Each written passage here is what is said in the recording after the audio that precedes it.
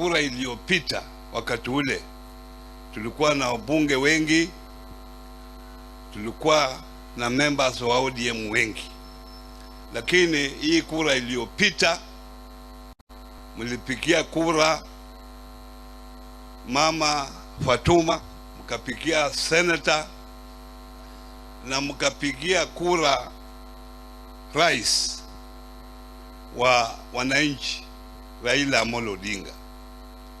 Lakini mnajua kama Raila angekuwa rais, anataka majeshi katika National Assembly, katika Seneti.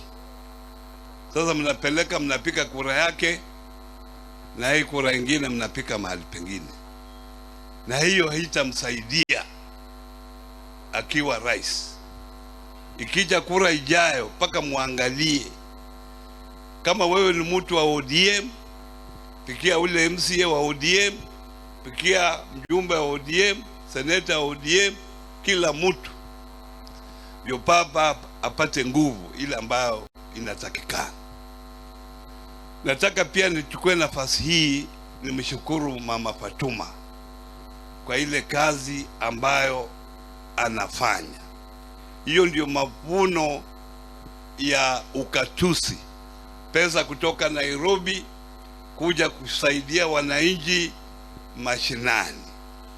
Na vile amesema yeye anapata pesa chache kabisa, ule anapata pesa mingi ni ule gavana wenu wa hapa. Huyo ndiye ana pesa mingi, kwa sababu nasema hivyo mimi mwenyewe nimekuwa gavana. Huyo sasa ndio anataka waungane na mama, akileta tangi na ule analeta maji ya mfereji, ile maji ambayo itaingia huko kwa hiyo matangi.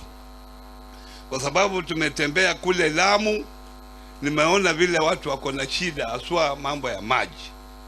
Kwa hivyo mama, umefanya vizuri, wewe uendelee kufanya hivyo. Najua ukifika 2027 hao wananchi wa Kwale watakumbuka. Na nyinyi 2027 mjue sisi bado tuko na baba Raila Amolo, tuko pamoja. Nione wale bado wako na mama baba Raila Amolo Odinga. Muko kule Kakamega tuna wabunge 12, wabunge constituency 12. Baina ya hizo 12, 10 na ODM. Wawili peke yake ndio waliponyoka, lakini hao tutarudisha. Huko governor na ODM, woman rep wa ODM, senator akaponyoka kwa sababu ya mdomo yake, si ndio? So huko Kakamega ni ODM. Na mimi nataka nyinyi wananchi wa hapa Kwale tuungane pamoja. Mimi nimeona hapa mna shida zaidi hata kuliko kule kwetu. Mkitembea huko wenyewe mtaona. Kwa hayo machache, nataka sasa nichukue nafasi hii nimkaribishe baba Raila Amolo Odinga.